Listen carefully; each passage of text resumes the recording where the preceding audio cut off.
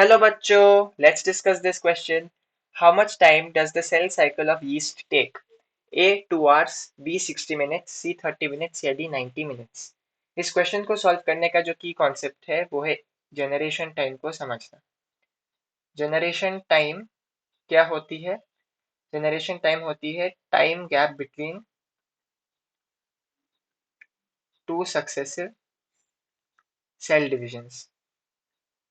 To successive cell divisions के बीच में जो टाइम गैप होती है उसको हम कहते हैं जनरेशन टाइम। और ये जनरेशन टाइम क्या मेजर करता है? Measure of cell cycle duration. क्योंकि ये जो सेल साइकिल का ड्यूरेशन होता है वो कहाँ से कहाँ तक होता है? उस सेल के जन्म से लेके उस सेल के डिवीजन तक का समय। तो इसीलिए हम कहते हैं कि जो जनरेशन टाइम है वो मेजर करता है सेल साइकिल ड्यूरेशन को, और वो टाइम गैप होता है दो सक्सेसिव सेल डिविजन्स के बीच में। आपके एनसीईआरटी में दो डेटा दी गई है।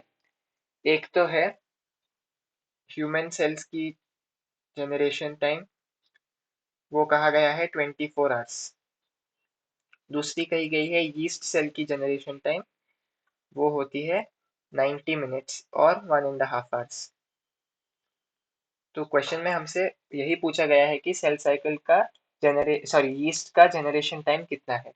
ए 2 आवर्स गलत, बी 60 मिनट्स गलत, सी 30 मिनट्स भी गलत, डी 90 मिनट्स सही है।